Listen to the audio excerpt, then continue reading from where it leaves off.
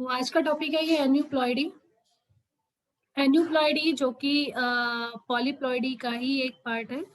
Chromosome के number में changes होना, वो जो क्रोमोसोम के नंबर में चेंजेस होंगे या एबनॉर्मेलिटी जो आएगी क्रोमोसोम्स के नंबर में, उससे प्लॉइडी, पॉलीप्लॉइडी या एन्यूप्लॉइडी कॉज होती है। ये कंटेंट है। कंटेंट मतलब इसके अंदर आप ये सारी चीजें पढ़ोगे। एन्यूप्लॉइडी का पूरा ओवरव्यू क्या है, बिकॉज ऑफ मैं एक दो स्लाइड्स आपको ऑलरेडी इसमें पढ़ा चुकी हूँ, तो इसलिए थोड़ा आप समझ में भी आ जाएगा। तो ओवरव्यू क्या है एन्यूप्लॉइडी का वो, और क्रोमोसोम का कंपोजिशन कैसे होता है। देन इंट्रोडक्शन एन्यूप्लॉइडी में, एन्यूप्लॉइडी कहते किसे हैं, किस टाइप से ये काम करती है। मोनोजोमी और ट्राइजोमी। ट्राइजोमी बेसिकली, ट्राइजोमी से जो चेंजेस आते हैं, वीट के अंदर सबसे ज्यादा ट्राइजोमी देखने को मिलती है।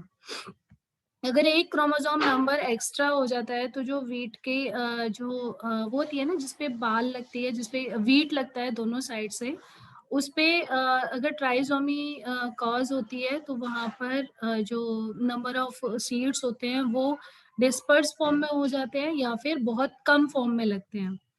जैसे कि ये एन्यूप्लॉइडी प्लांट्स के अंदर हम देख रहे हैं, वैसे ही एन्यूप्लॉइडी ह्यूमन बींग्स में भी होती है।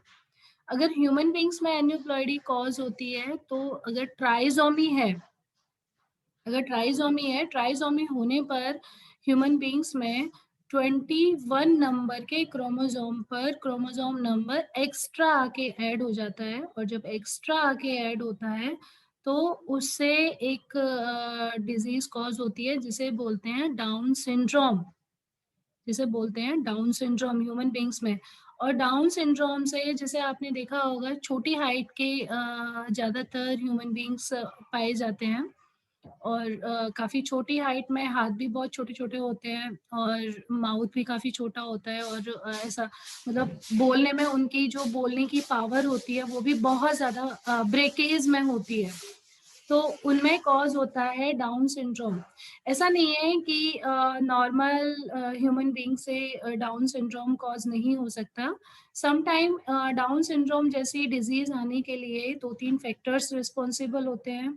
लाइक दैट, अगर एज ज्यादा है, ज्यादा एज के पेरेंट्स के थ्रू ऑफ स्प्रिंग तैयार होती है, वो 35 to 36 एज के बाद अगर जो केसेस ये आए हैं, तो 35 से एज के ऊपर की के जो पेरेंट्स होते हैं, उन अगर वो उस टाइम न्यू बेबी बॉर्न होता है तो तब ये सिंड्रोम होने के चांसेस थोड़े बढ़ जाते हैं। हालांकि इसका प्रिकॉशंस भी है, काफी हद तक आज की डेट में इसके लिए दवाइयां आ चुकी हैं, लेकिन जो कॉज होती है प्रॉब्लम, तो ज्यादातर हम अगर रेशो देखें तो इंडिया में ये रेशो काफी हद तक है ट्राइजोमी सिंड्रोम का।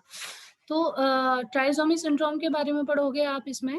इसमें ह्यूमन बींग्स में किस टाइप से होता है, मैं अभी इसे नेट से सर्च करके आपको अभी यहीं पे दिखाऊंगी स्लाइड के अंदर ही। फिर है non disjunction of chromosome. Sometime जब सेल डिवीजन होता है, सेल डिवीजन में जब क्रोमोसोम सेल डिवाइड होती है, तो जब क्रोमोसोम पेयरिंग करते हैं तो समटाइम क्या होता है, प्रॉपर पेयरिंग में नॉन डिसजंक्शन हो जाता है। माइटोसिस और म्यूसिस दोनों में अलग अलग तरीके से होता है। फिर आप इसमें बिकॉज ऑफ इसमें नॉन डिसजंक्शन में आप माइटोसिस और म्यूसिस के बारे में पढ़ोगे, इसलिए आपको पता होना चाहिए कि माइटोसिस और म्यूसिस के बीच में जो नॉर्मल बेसिक डिफरेंसेस है वो क्या है। फिर एन्यूप्लॉइडी का एप्लीकेशंस, मतलब इससे फायदे क्या क्या है क्रॉप इम्प्रूवमेंट में, और साथ में लिमिटेशंस क्या है एन्यूप्लॉइडी की। तो ये है आपका कंप्लीट कंटेंट। ओवरव्यू में ये स्लाइड आप बहुत बार देख चुके हो, एक बार और देख लो। एन्यूप्लॉइडी, एन्यूप्लॉइडी टू टाइप्स की होती है, हाइपोप्लॉइडी, हाइपरप्लॉइडी। हाइपोप्लॉइडी मतलब अगर मोनोजोमी और नलीजोमी होगा, मोनोजोमी जब एक क्रोमोसोम कम होगा, नलीजोमी जब दो क्रोमोसोम कम होंगे। हाइपरप्लॉइडी जब एक क्रोमोसोम ऐड होगा, दैट मीन्स ट्राइजोमी, और जब दो क्रोमोसोम ऐड होंगे तो टेट्राजोमी। हालांकि ये ट्राइजोमी ज्यादा हानिकारक नहीं होती, लेकिन अगर पूरा मतलब एक तरीके से रिड्यूस कर देती है हाइट को, लेंथ को, तो ये हानिकारक से कम भी नहीं है। गुणसूत्र दैट मीन्स क्रोमोसोम्स के ये टाइप्स हैं, यानी कि एन्यूप्लॉइडी, नलीजोमी, मोनोजोमी, डबल मोनोजोमी, ये इसके साइंस हैं यहाँ पे। ये जो साइन है 2n-1 -1 और इसे इस टाइप से हम रिप्रेजेंट करते हैं A1 A1 A2 A2। Aneuploidy है तो एन्यूप्लॉइडी में नलीजोमी है -2 है तो A1 A1 A2 A2। मोनोजोमी है A1 A1 A2 A2 A3। -1 है तो A3 एक आके इसमें ऐड हो गया। डबल है तो A3 A2 और A3 आकर ऐड हुआ। इस टाइप से ये इसके सिंबल्स दिए हुए हैं और यहाँ पर जो फॉर्मूलाज हैं वो मेंशन किए हुए हैं। क्रोमोसोम का कंपोजिशन, जो क्रोमोसोम का कंपोजिशन होता है, सपोज जो नॉर्मल क्रोमोसोम है, नॉर्मल क्रोमोसोम आपको दिखाई दे रहा है, ऊपर लिखा हुआ है नॉर्मल क्रोमोसोम, जिसमें नॉर्मल क्रोमोसोम की पेयरिंग हमारे पास 4 क्रोमोसोम की पेयरिंग है। सपोज करते हैं 4 क्रोमोसोम की पेयरिंग है, 1 2 3 4, 1 2 3 4 4 क्रोमोसोम की पेयरिंग है। जब ये डिप्लॉयड होगा, डिप्लॉयड के केस में अगर एन्यूप्लॉयडी होगा, एन्यूप्लॉइडी में आप यहाँ पे लिखा हुआ है ट्राइजोमी 2n+1, 2n+1। यस पूजा, आप अपने आप को म्यूट करो बेटा। तो ट्राइजोमी में 2n+1, ध्यान से देखना, ये 3 पेयर 2 की फॉर्म में आके नीचे आ गए, लेकिन एक पेयर में +1 आकर ऐड हो गया, प्लस एक और आके ऐड हो गया। यहाँ पे एन्यूप्लॉइडी में 2 है, फिर 3 है, फिर 2 है, फिर 3 है। जहाँ पे एक जगह 3 है वहां पे है ये ट्राइजोमी। मोनोजोमी में एक कम हो गया, एक कम हो गया मतलब पहले में एक एज इट इज है एन्यूप्लॉइडी में, दूसरे में 2 है, तीसरे में 2 है और फोर्थ में 2 क्रोमोसोम है। ठीक है, तो ये क्रोमोसोम का कंपोजिशन यहाँ पे दिखाया गया है। इधर की साइड ये है वेरिएशन इन यूप्लॉइडी, ये यूप्लॉइडी के अंदर वेरिएशन है बेसिक सेट के साथ। यहाँ पर एन्यूप्लॉइडी में यहाँ पे एक कम हुआ है और एक ज्यादा हुआ है। ये है क्रोमोसोम कंपोजिशन। बात करते हैं इंट्रोडक्शन की, मतलब एन्यूप्लॉइडी जो होती है, एन्यूप्लॉइडी आप सभी को पता है, एन्यूप्लॉइडी की मैंने डेफिनेशन बहुत बार बताई भी है। या तो मिसिंग हो जाएगा या फिर एक्स्ट्रा आ जाएगा। कोई भी क्रोमोसोम का नंबर या तो मिसिंग या एक्स्ट्रा, इस कंडीशन को हम एन्यूप्लॉइडी कहते हैं। Having missing or extra chromosome is a condition, this condition is called as aneuploidy. If cell is missing one chromosome, it's said to be aneuploidy. That means n का मतलब अगर इसमें n euploidy good, अगर इसमें n जुड़ गया आगे तो n का मतलब है not good। ठीक है, अगर कोई भी क्रोमोसोम का नंबर या तो मिस होगा या एक्स्ट्रा होगा तो उसे हम एन्यूप्लॉइडी कहेंगे। इनका जो इसमें एन है, अगर आप ऐसे समझना चाहो यूप्लॉइडी और एन्यूप्लॉइडी में क्या डिफरेंस है, अगर एन हटा दो तो यूप्लॉइडी बन जाएगा। यूप्लॉइडी फिर भी थोड़ा बहुत ठीक होता है, लेकिन एन्यूप्लॉइडी जो क्रोमोसोम का नंबर है वो मिसिंग या एक्स्ट्रा होते हैं। एंड ये 2 टाइप्स की होती है। कौन कौन सी? Monosomy and nullisomy. Monosomy is when an organism have only 1 copies of chromosome. ये जब केवल एक कॉपीज ऑफ क्रोमोसोम की होगी, 2n-1। मोनोजोम जब एक क्रोमोसोम कम हो जाता है, ये है मोनोजोमी और ये है ट्राइजोमी। मोनोजोमी में मिसिंग क्रोमोसोम, ट्राइजोमी में एक्स्ट्रा क्रोमोसोम। इस स्लाइड से आपको एकदम क्लियर शो हो रहा होगा यहाँ पे, मिसिंग क्रोमोसोम यानी कि मोनोजोमी, एक्स्ट्रा क्रोमोसोम यानी कि ट्राइजोमी। अगर हम बात करते हैं ह्यूमन के क्रोमोसोम के पेयरिंग की, अगर यहाँ पे एक मिस हो जाता है तो ये होगा 45, अगर यहाँ पे एक एक्स्ट्रा हो जाता है तो ये होगा 47। That is the monosomy and that is the trisomy. Monosomy है तो यहाँ पे राउंड राउंड सर्कल बना हुआ है जहाँ से एक क्रोमोसोम की पेयरिंग कम हो गई है और यहाँ पे एक एक्स्ट्रा क्रोमोसोम आकर ऐड हो गया है जहाँ पर क्रोमोसोम की पेयरिंग ज्यादा हो गई है। ट्राइजोमी जब थर्ड कॉपी क्रोमोसोम की आकर ऐड होती है 2n+1 की फॉर्म में। बात करते हैं अब नॉन डिसजंक्शन ऑफ क्रोमोसोम्स। जो नॉन डिसजंक्शन क्रोमोसोम्स क्या होता है? क्रोमोसोम का जो नंबर होता है, अगर वो नंबर डिसऑर्डर में हो जाए, मतलब नंबरिंग जिस हिसाब से होनी चाहिए, अगर वहां पर कम ज्यादा हो जाए तो उसे नॉन डिसजंक्शन कहते हैं। ठीक है, दैट जो नंबर होते हैं क्रोमोसोम के, अगर वो नंबर ऊपर नीचे हो जाए या डिसऑर्डर हो जाए तो उस कंडीशन को हम नॉन डिसजंक्शन कहते हैं। जो कि non disjunction always homologous pair chromosomes में होती है या सिस्टर क्रोमेटिड में होती है। जब भी नॉन डिसजंक्शन होता है क्रोमोसोम में, तो वो एक दूसरे से मियोसिस फर्स्ट और मियोसिस सेकंड के टाइम पीरियड में सेपरेट नहीं हो पाते। मियोसिस फर्स्ट और मियोसिस सेकंड के टाइम पीरियड में, जब मियोसिस फर्स्ट और मियोसिस सेकंड होता है, वहां पर क्रोमोसोम सेपरेट वाली सिचुएशन में होते हैं, तो वहां पर ये सेपरेट नहीं हो पाते, सेपरेट होने में फेल हो जाते हैं।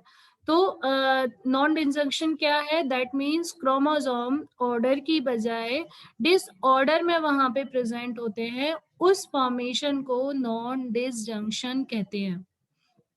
जब नॉन डिसजंक्शन कंडीशन आती है क्रोमोसोम में, तो जो सिस्टर क्रोमेटिड हैं, मियोसिस फर्स्ट और मियोसिस सेकंड, ड्यूरिंग माइटोसिस और मियोसिस दोनों में ही होमोलोगस क्रोमोसोम्स की पेयरिंग के टाइम में ये सेपरेट होने में अनसक्सेस हो जाते हैं, असमर्थ हो जाते हैं।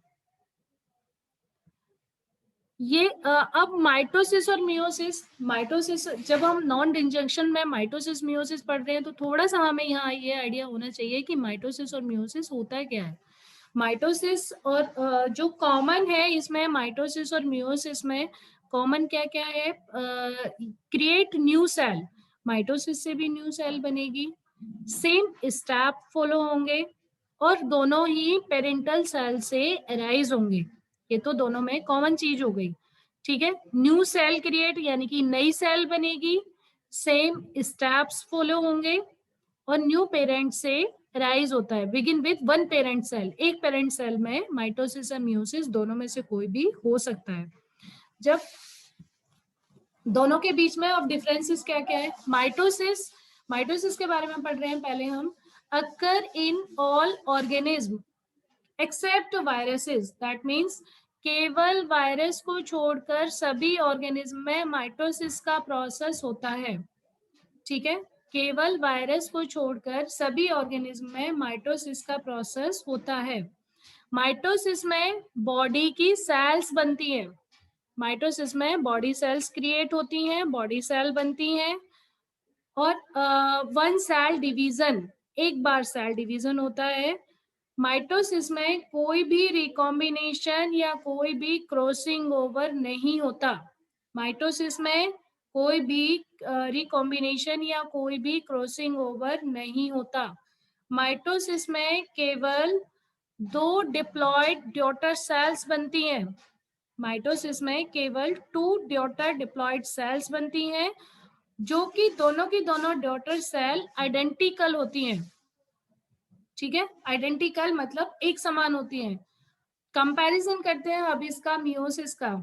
मियोसिस माइटोसिस में, जो कि सभी ऑर्गेनिज्म में होता है, केवल वायरसेस में माइटोसिस नहीं होता। Meiosis animal, plant, fungus cell में प्रेजेंट होता है। जो मियोसिस का प्रोसेस होता है, एनिमल्स में, प्लांट्स में और फंगाई सेल के अंदर मियोसिस होता है।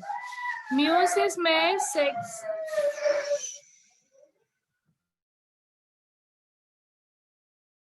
जो सोमेटिक सेल्स बनती हैं, सोमेटिक सेल माइटोसिस में बनती हैं, मियोसिस में सेक्स सेल्स बनती हैं। ठीक है, गैमेट्स बनते हैं, तो मियोसिस में सेक्स सेल्स क्रिएट होती हैं, सेल डिवीजन होता है, रिकॉम्बिनेशन होता है, और क्रॉसिंग ओवर भी होता है।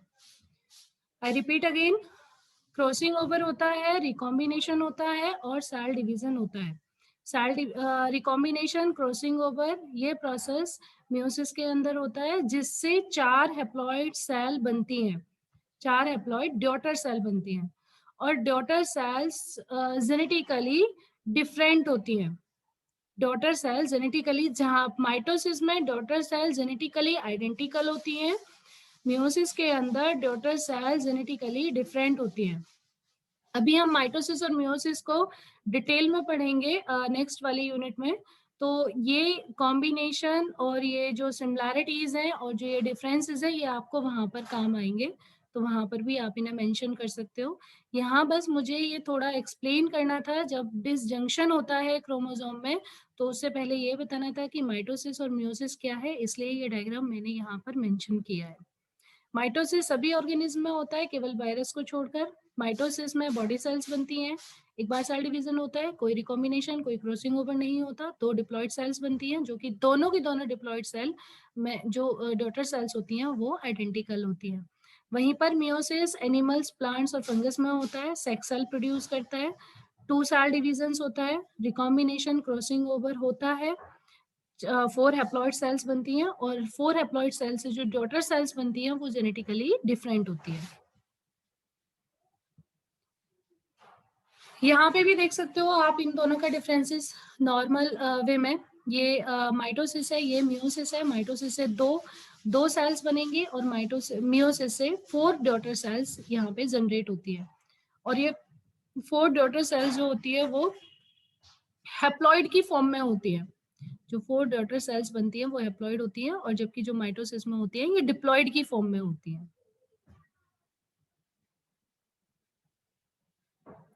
यहाँ पर भी आप इन दोनों का देख सकते हो, जब डीएनए रेप्लिकेट हुआ, डीएनए रेप्लिकेट होकर ये माइटोसिस है, ये मियोसिस है। माइटोसिस में जब जैसे डीएनए रेप्लिकेट होगा, डीएनए रेप्लिकेट होकर 2 डिप्लॉइड सेल बनाएगा, और जब यहाँ पर ये इंटरफेज आएगी, इंटरफेज आकर होमोलोगस क्रोमोसोम बनेंगे। इसमें 2 फेज आएगी मियोसिस की, मियोसिस फर्स्ट और मियोसिस सेकंड। मियोसिस फर्स्ट में 2 बनेंगी, और फिर 2 से फिर उनके different different daughter haploid cell बनेंगी, जो कि जेनेटिकली डिफरेंट होंगी। फिर से आगे ये मियोसिस 2 में डिवाइड होंगी।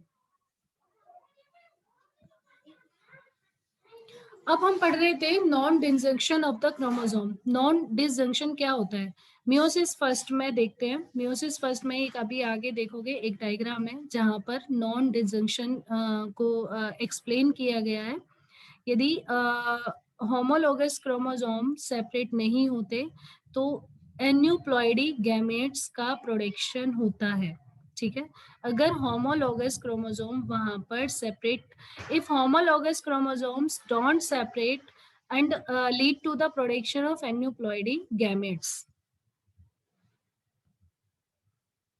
ये है नॉन डिसजंक्शन।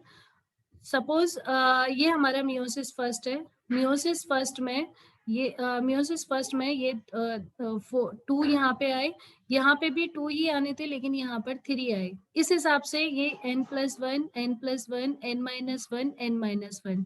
मियोसिस फर्स्ट में ही यहाँ जो ऑर्डर था, जो सीक्वेंस में चलना था क्रोमोसोम का ऑर्डर, वो ही यहाँ पर डिसबैलेंस हो गया। जैसे यहाँ मियोसिस फर्स्ट में साइड वाले में 2 क्रोमोसोम सेपरेट होते हुए दिखाई दे रहे हैं, यहाँ पे ये 3 बार सेपरेट होते हुए दिखाई दे गए, जिससे यहाँ बने n+1 n+1, और यहाँ पर मोनोजोमी और यहाँ ट्राइजोमी। यहाँ ट्राइजोमी है n+1 में, और जहाँ -1 है वहां है मोनोजोमी। तो n+1 में ट्राइजोमी क्रिएट हुआ, n-1 में मोनोजोमी क्रिएट हुआ। दैट मीन्स जब नॉन डिसजंक्शन होता है क्रोमोसोम का, जब डिसऑर्डर होता है क्रोमोसोम का मियोसिस में, तो एन्यूप्लॉइडी क्रिएट होती है। मियोसिस सेकेंड, ये मियोसिस फर्स्ट का था, मियोसिस फर्स्ट और सेकंड का था। मियोसिस फर्स्ट में इस टाइप से था, सेकंड वाले का पढ़ लेते हैं एक बार। Meiosis second disjunction, non disjunction can also happen in meiosis second. Meiosis second के अंदर भी नॉन डिसजंक्शन हो सकता है, सिस्टर क्रोमेटिड के साथ होता है। होमोलोगस क्रोमोसोम की बजाय सिस्टर क्रोमेटिड के साथ होता है, जो कि फिर से सेपरेट होने में असमर्थ होते हैं, और कुछ गैमेट्स या तो एक्स्ट्रा या फिर मिसिंग क्रोमोसोम्स अपने पास कैरी करते हैं, या तो एक्स्ट्रा या मिसिंग क्रोमोसोम्स अपने पास कैरी करते हैं। Meiosis first and meiosis second वही n+1 n-1 n। Non disjunction अगर मियोसिस फर्स्ट में ये प्रोसेस है, मियोसिस सेकेंड में जैसे ही इन दोनों को सेपरेट होना था एक सेल में, तो प्रॉपर तरीके से सेपरेट हो गए, यहाँ पे n और n रिलीज हुआ। लेकिन दूसरे वाले जहाँ पे मियोसिस फर्स्ट के प्रोसेस में जहाँ सेपरेट होना था वहां वो सेपरेट ना होके वो डिसऑर्डर में आ गए, दैट मीन्स सेपरेट नहीं हो पाए, और अगर सेपरेट होने में फेल हो गए तो वो क्या वहां पे क्या काम करेगा, n+1 बना देगा।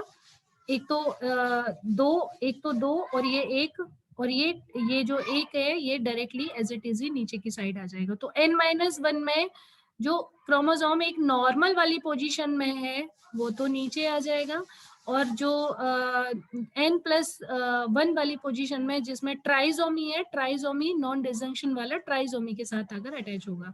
लेकिन दोनों में ही जहां पर n+1 आ रहा है वहां भी एन्यूप्लॉइडी कॉज हुई यानी कि ट्राइजोमी, n-1 आ रहा है वहां भी एन्यूप्लॉइडी कॉज हुई यानी कि मोनोजोमी। जिस तरीके से मियोसिस के अंदर नॉन डिसजंक्शन के थ्रू जो क्रोमोसोम पेयरिंग होती है और क्रोमोसोम के पेयरिंग से सेपरेट होने में वो असमर्थ होते हैं और एन्यूप्लॉइडी कॉज करते हैं, उसी टाइप से माइटोसिस के अंदर भी एन्यूप्लॉइडी कॉज होती है। ठीक है, एन्यूप्लॉइडी में भी नॉन डिसजंक्शन क्रिएट होता है। माइटोसिस के अंदर non disjunction can also happen during mitosis. Mitosis के दौरान भी नॉन डिसजंक्शन क्रिएट हो सकता है। ह्यूमन बींग्स के अंदर देखा गया chromosome changes due to the non disjunction during mitosis in body cell will not be passed on a children because these cell doesn't make sperm and eggs। कुछ बीमारी ऐसी होती हैं कि जो पेरेंट में है तो पेरेंट के एक पार्ट में ही रहती हैं, मेल में या फीमेल में, वो बच्चों में ट्रांसफर नहीं होती अगर माइटोसिस में नॉन डिसजंक्शन क्रिएट हुआ है तो। लेकिन अगर मियोसिस में नॉन डिसजंक्शन क्रिएट हुआ है तो वो जो डिजीज होती है वो पेरेंट से ऑफ स्प्रिंग में ट्रांसफर होती हैं। लेकिन माइटोसिस में केवल एक ही जनरेशन खराब होती है, बाकी की कोई जनरेशन इसमें खराब नहीं होती, बिकॉज ऑफ इसमें जो सोमेटिक सेल्स होती हैं वो अफेक्टेड होती हैं, आने वाली जो जनरेशन होती हैं वो अफेक्टेड नहीं होती। Mitotic disjunction can cause other problems, लेकिन वो एक ही जनरेशन को खराब करेगी तो कुछ प्रॉब्लम्स भी कॉज कर सकती है, लाइक दैट कैंसर हुआ, कुछ एबनॉर्मल क्रोमोसोम नंबर से ऐसा नहीं होता। जैसे कभी जैसे डाउन सिंड्रोम है, डाउन सिंड्रोम का जरूरी नहीं है कि डाउन सिंड्रोम अगर कोई एक मेल या फीमेल डाउन सिंड्रोम से अफेक्टेड है और वो अगर ऑफ स्प्रिंग तैयार कर रहे हैं तो उनके ऑफ स्प्रिंग में भी डाउन सिंड्रोम जाएगा, it is not necessary. Because of ये कैसे हुआ था, ये 21 नंबर के क्रोमोसोम पर एक्स्ट्रा क्रोमोसोम आने की वजह से डाउन सिंड्रोम हुआ। तो जरूरी नहीं है कि उनकी आने वाली जो पीढ़ी होगी, जो जनरेशन होगी, वो भी उसी की तरह ही होगी। अगर इस टाइप की प्रॉब्लम्स आती हैं तो एक ही जनरेशन अफेक्टेड होती है, आने वाली जनरेशन अफेक्टेड नहीं होती। When an aneuploidy sperm or egg combine with a normal sperm or egg in fertilization, it make a zygote. This is also aneuploidy. लेकिन ऐसा हो सकता है कि अगर कोई भी aneuploidy sperm है, जैसे कि अभी पीछे इस वाले स्ट्रक्चर में हमने देखा था, मियोसिस में हमने देखा था कि ये नॉन डिसजंक्शन वाला जो एक जिसपे येलो कलर के दोनों साइड एरो लगे हुए हैं, अगर ये बिकॉज ऑफ अफेक्टेड एन्यूप्लॉइडी है, अगर ये अफेक्ट करता है, ये कॉम्बिनेशन बनाता है नॉर्मल वाले क्रोमोसोम के साथ, तो ये वहां पर एन्यूप्लॉइडी कॉज कर सकता है। When an aneuploidy sperm or egg combined with normal sperm, अगर कोई aneuploidy का sperm या egg combine करता है normal sperm या egg से fertilization के टाइम पर, तो zygote बनता है, तो वो zygote भी aneuploidy के जो symptoms होंगे वो show करेगा। If a sperm cell with the extra chromosome n+1 combined with normal egg, the result zygote it is have chromosome number 2n+1, वहां पर भी जो प्रॉब्लम क्रिएट होगी वो ट्राइजोमी क्रिएट होगी। ये नॉर्मल एग है, ये हमारे पास एन्यूप्लॉइडी स्पर्म है, इसमें n नंबर है, ये n+1 है। इससे एन्यूप्लॉइडी जाइगोट क्रिएट होगा। जब एन्यूप्लॉइडी जाइगोट क्रिएट होगा, क्योंकि ऑलरेडी एक क्रोमोसोम एक्स्ट्रा हो चुका है, तो वो एक्स्ट्रा क्रोमोसोम आगे जाकर एन्यूप्लॉइडी ही कॉज करता है। एन्यूप्लॉइडी की जो एप्लीकेशंस हैं क्रॉप इम्प्रूवमेंट के फील्ड में, जैसे कि लोकेटिंग जीन मतलब जीन को आइडेंटिफाई करना। जीन को आइडेंटिफाई करते हैं कि पर्टिकुलर जीन कौन सी लोकेशन पर प्रेजेंट है। Aneuploidy are useful tool for locating gene on a specific chromosome. Aneuploidy एक तरीके से एक ऐसा टूल है, एक ऐसी टेक्निक है जो कि जीन की लोकेशन को आइडेंटिफाई करके बताती है। Monosomy and nullisomy are used for this purpose. इस पर्पस के लिए मोनोजोमी और नलीजोमी यूज होते हैं। Monosomic analysis has been used in, जो मोनोजोमी पर एनालिसिस की गई है, मोनोजोमी पर एनालिसिस क्रिएट हुई है बीट में, कॉटन में, टोबैको में, ओट में और दूसरे भी अदर क्रॉप्स हैं, जिससे जीन की लोकेशन का पता चलता है स्पेसिफिक क्रोमोसोम की। In case of nullisomy, loss of a pair of chromosome will affect expression of some characters. जो नलीजोमी होती है उसमें क्रोमोसोम पेयर जब लॉस हो जाते हैं तो वो कुछ कैरेक्टर्स को एक्सप्रेस करता है, शो करता है, प्रभावित करता है। दैट मीन्स जहां पर आइडेंटिफिकेशन ऑफ जीन का आइडेंटिफिकेशन होता है, पहला एप्लीकेशन है ये। वहीं दूसरा एप्लीकेशन है इंटर स्पेसिफिक जीन ट्रांसफर। ठीक है, इंटर स्पेसिफिक जीन ट्रांसफर। मोनोजोमी और also used in transferring chromosome with desirable gene. अगर मोनोजोमी क्रिएट हो गई है तो मोनोजोमी के वजह से हम जो डिजायरेबल जीन है वो हम एक स्पीसीज से दूसरी स्पीसीज में इजीली ट्रांसफर कर सकते हैं। Aneuploidy are used for developing allele addition and allele substitution line in various crop। Aneuploidy से हम जो प्रोजेनी निकल के आती हैं, जो एलीन कंडीशंस होती है, उन्हें हम ऐड भी कर सकते हैं, उन्हें हम जोड़ भी सकते हैं, वेरियस क्रॉप्स भी हम उससे तैयार कर सकते हैं। Primary trisomic are useful in identification of chromosomes involving in translocation. जो प्राइमरी ट्राइजोमिक होती है वो क्रोमोसोम को आइडेंटिफाई करने में यूजफुल होती है, जिसमें ट्रांसलोकेशन क्रिएट होता है। एन्यूप्लॉइडी की limitations. In diploid species monosomic are inviable. Diploid because of monosomy, haploid की कंडीशंस में, तो अगर हैप्लॉइड की कंडीशन में मोनोजोमी है तो डिप्लॉयड की कंडीशन में ये काम नहीं करेगा, इनवाइबल फॉर्म में होगा। They can survive only polyploid species. ये केवल और केवल पॉलीप्लॉइड स्पीसीज में सर्वाइव कर सकता है, जैसे कि टेट्राप्लॉइडी या हेक्साप्लॉइडी में ये सर्वाइव कर सकता है। डिप्लॉयड स्पीसीज में ये सर्वाइव नहीं करेगा। नलीजोमी आर इनवायबल इन डिप्लॉयड स्पीसीज। नलीजोमी भी डिप्लॉयड स्पीसीज में सर्वाइव नहीं करता। They can also survive in highly polyploidy species.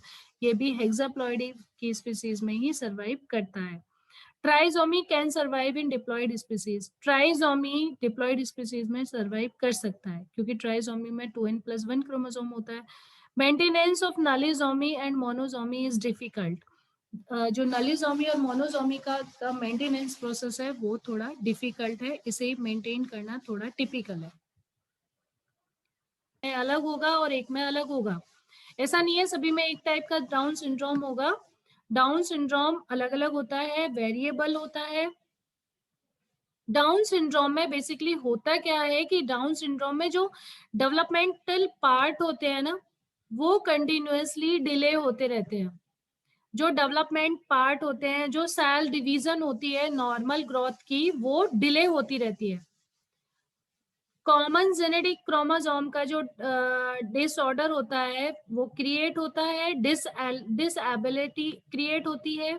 Disability create होने से बच्चों की जो हाइट होती है वो अफेक्टेड होती है, जिससे उस प्रॉब्लम को डाउन सिंड्रोम कहते हैं।